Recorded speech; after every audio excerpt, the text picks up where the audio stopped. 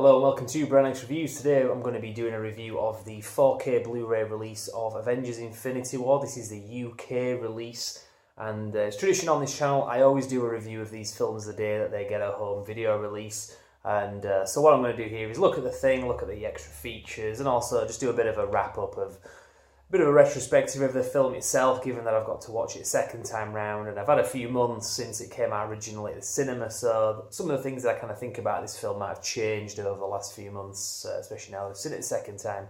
Now, I always love days like today when there's a Marvel film that comes out to buy. I always say this, and I always get the collection out, and I just love to see how this thing has grown over the years. It really has been quite fun. I remember back in the day when I was talking about these films originally on the channel about 5 years ago, and the collection was like this many of the films, and now it's just grown. This isn't even including the TV series, which I'm not even going to get into that because there's so many of those to collect as well. But yeah, today really was quite a magical thing for this to appear. I was hoping that this was actually going to get delivered, because I didn't want to trust getting it delivered. So buying it locally, I thought I've got to get this off Amazon Prime and guarantee that I'm going to get it, because where I live you can't always guarantee getting things on the first day. So yeah, when it came through the post this morning and I opened it, and it's like I've got it in my hands. You know, I've been waiting for this since we first saw Thanos at the end of Avengers back in 2012. I knew this was where they were going. So just to have this thing in my hands kind of reminded me of that scene in The Fresh Prince where Carlton was given the Chictionary and he starts glowing. That was... You can feel it. I can feel the power! Yes! So obviously we've been waiting for this film for a long time to come out, and to have this in a collection, it really is kind of a sacred thing to have. I mean, I've been talking about this film, this upcoming film, Infinity War, since this channel started back in 2013. I remember talking about Infinity Gauntlet, the graphic novel comic series, and how it was all going to tie together in terms of the movies. And obviously that's just since I've been doing the video channel. I mean, anyone who's been following the movies, particularly since the Avengers film back in 2012 came out, and they basically telegraphed that there was going to be Thanos and the Infinity War in this. And I've spoken about the comics, like I say, previously, and I would recommend if anybody's wanting to actually read some of the comics that this is based on, I'll check out Avengers versus Thanos, which is kind of a collection of the appearances that you had originally back in the 70s. And then it kind of brings it up to the 90s when we have two that kind of tie together. That's the Silver Surfer rebirth of Thanos. That's where he's collecting the stones and he puts them together right at the end of that, which then follows directly into Infinity Gauntlet, which is the more popular one, which is where he's got the thing and then does all the damage. Obviously, it rolls out quite differently as to what it does in the film, but if you're interested in that, definitely check those out. There's plenty of other Thanos things as well, like... Thanos Rising, for example, which I did a review of quite a few years ago on this channel. But that's just a side issue anyway. So that's just context anyway about how the video coming out today was something that was quite looked forward to for a long time. So the actual Blu-ray itself, as is usually the case with 4K Blu-rays, you get the standard 1080p disc, which has all your extra features on. And then separately you get the main disc itself, which is your 4K Ultra HD disc, which just contains the film. What I've got playing in the background here is the standard Blu-ray, because I'm going to show you the extra features basically. So I'll just talk about the film itself in terms of the quality and the 4K aspect, because there's been quite a lot of talk about some of the Disney outputs, so Star Wars and the Marvel stuff, which they first started doing with Guardians of the Galaxy Volume 2, and everything beyond that point has been all, you've had the opportunity to get it in 4K. They've done a bit of the back catalogue, for example, Incredible Hulk, and there's the Iron Man trilogy. I've spoken about these previously on previous videos, so I can get into that elsewhere. But there's been a lot of talk about the Disney stuff and that some of the quality hasn't been quite as good. Now, I don't know about that. I've been very happy with the 4K discs on these. Guardians of the Galaxy 2 is one of the best 4K films I've seen on my setup, and I've got quite a fair amount of them as well. Now, it depends on your TV and your settings as to whether it really shines for you. I aren't a technical expert, so I can't get into that side of things, but I was very happy with this film. I thought that there were some moments where things really kind of stood out. Obviously, it's to do with your colours and your contrasts, all that kind of thing. So certain things like flames tend to really have a glow to them that you just don't get on standard Blu-rays.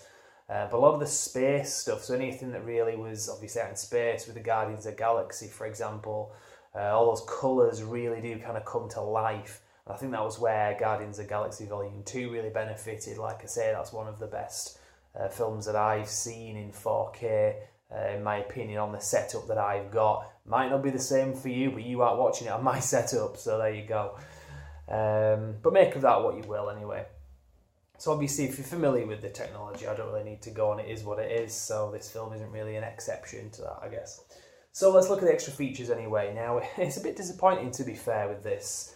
They haven't really put a lot on there in terms of extra features, and I've spoken about this in previous videos.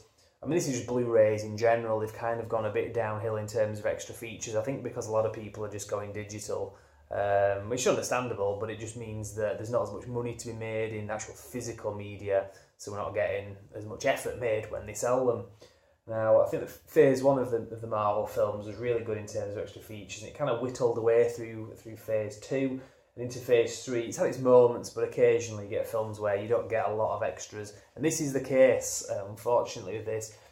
You get a movie with the intro by directors Joe and Anthony Russo, which is only actually on the standard Blu-ray. That intro doesn't appear on the 4K disc. So if you want to see that intro, you'd have to watch it on the Blu-ray and then put the 4K disc in, which is a bit of a faff. But I wasn't too bothered about that. You get some featurettes, you get 4 of those, and they come to just over half an hour when you add them all up. So let's have a quick look at those. Bonus features. So featurettes, there's Strange Alchemy, which is about the MCU, and it's basically talking about the evolution of the cinematic universe, obviously, but they kind of get into what they call Strange Alchemy, which is basically having all these characters that you wouldn't normally see together in settings that you don't usually see, because obviously the MCU have done lots of different types of genre movies. So you've got Doctor Strange, which is all like magic, but then you've got the Guardians of the Galaxy, which is kind of space, opera, comedy kind of thing. Doesn't really go with like wizards and stuff, really, not automatically. It's not the first 2 things you would put together, but then obviously you've got other things as well. You've got Captain America, you've got Black Panther, all these different kind of vibes that you've got with all these characters in their own movies all put together, and it creates what they call a strange alchemy. It's really cool. It's kind of like kind of thing that they kind of got wrong with that Cowboys and Aliens movie. It was kind of like when you're a kid and you've got like a box of toys and you can have like your cowboy figures playing with your aliens and stuff. You wouldn't normally see that in a film, so it's kind of cool when you put that together. Sometimes it works, Avengers, sometimes it doesn't work, Cowboys versus Aliens, or DC as well, I might add. I mean, that was one thing that for a moment, I think in like Batman versus Superman, that I actually thought was like really cool, seeing like Batman, who we've never really seen in a movie, fighting things like aliens and stuff like that in an end of the world scenario. But it was pretty cool to see a Batman character thrown into that world, but the rest of the film was a bit shit, so we won't get into that. But Marvel seemed to get it right. That's what featurette number 1's about anyway. Second featurette is The Mad Titan. That's all about Thanos. Now they put the actor Josh Brolin in there, and great casting, by the way.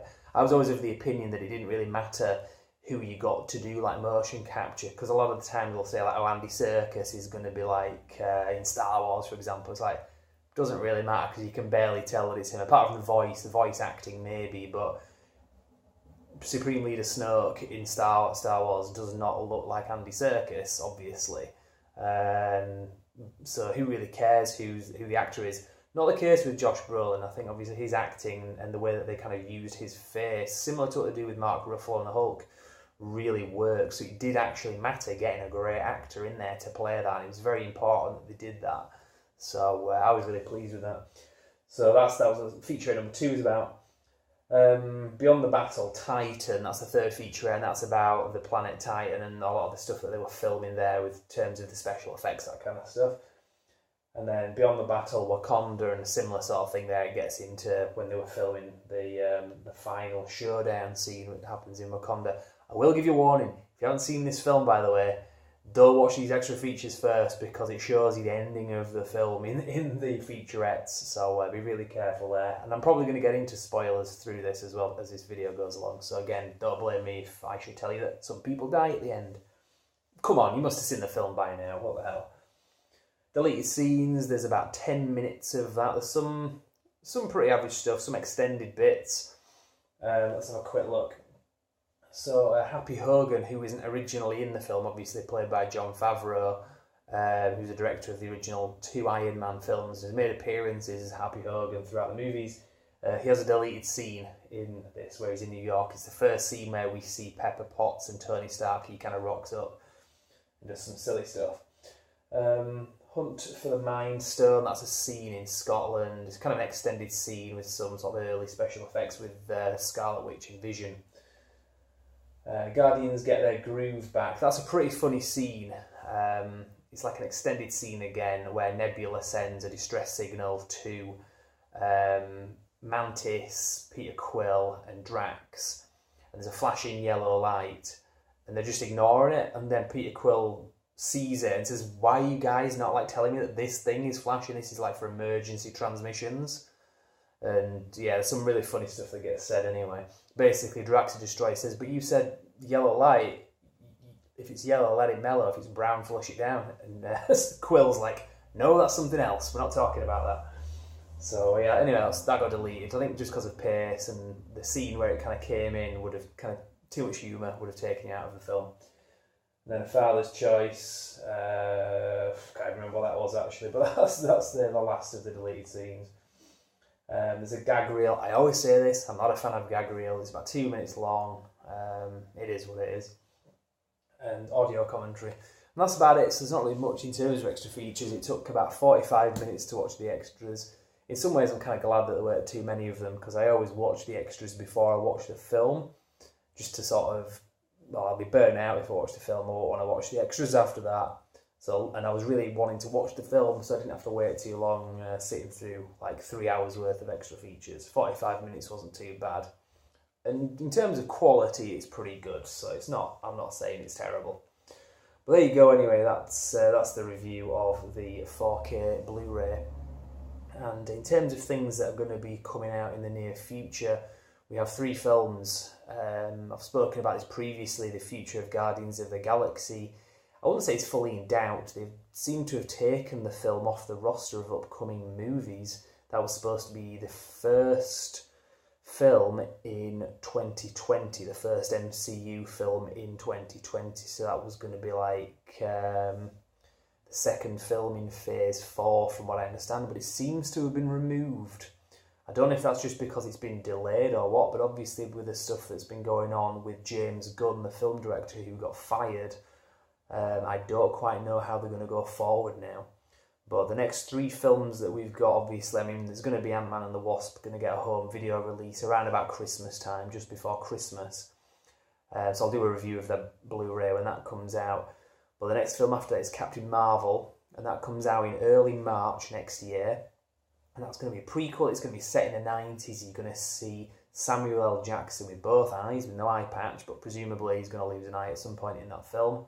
The film's going to have Phil Coulson as well, Agent Coulson. They're going to using CGI, they're going to youth Agent Coulson and Nick Fury as well, because obviously it's set in the 90s, so that'll be interesting to see. But Captain Marvel is a very strong character, and obviously she gets summoned at the end of Infinity War, so they really need to kind of go back and tell her backstory before they just bring her into this. So that's what they're going to do. Then after that, we've got the next Avengers movie, which is still untitled. And I expect that they're going to release the name for that film pretty soon. Because, come on, we're taking the piss now. It's not that far away. We don't know the name of the film yet. So, well, we'll see about that. And then that's going to be in late April, early May. So that's 2 months after Captain Marvel. And then 2 months after that, we're going to get Spider-Man Far From Home, which is currently filming. So Captain Marvel and Avengers 4 are in post-production, right now, and Spider-Man Far From Home is filming right now. Now those three films are going to be about 2 months apart each, which it would have been a bit nicer if they'd spaced them out a bit more. I would rather if you're going to have 3 films in a year, I'd rather have one come out in sort of October, November time, just to spread them out. And also I did miss not having one last year, because it was quite nice when they had Doctor Strange released that time of year in 2016. I think Thor: The Dark World got released around that time in 2013. So it just gives you something nice to do at that time of the year. From what I understand, there's not really much coming out at the back end of this year that I'm looking forward to. There are a few things, but there's no Star Wars this year, and there's no Marvel film this year. Now there is Venom, but we're not really counting that. I'm not even going to talk about that, or spoke about it in separate videos. We'll see about that when it comes out. But yeah, so that's what's coming next year anyway. So I'll pretty much leave it there. I'm kind of rambling on now anyway. So follow us on the channel anyway. There's going to be plenty of updates. There's a Facebook page as well. That tends to get the most updates. Also on Instagram as well. That rarely gets updated. So maybe don't check that out, because you might be a bit disappointed if you want regular updates. But that's where we are. Instagram, YouTube obviously, and Facebook. But for now, I will leave there and say thank you very much for watching.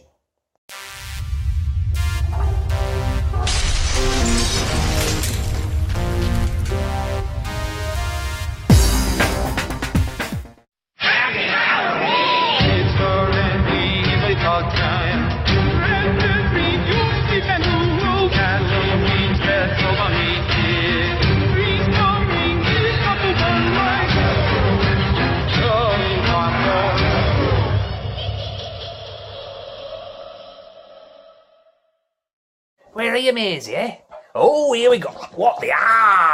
You rotten boy. You're a rotten shithouse. Eh? Slashed right down me back.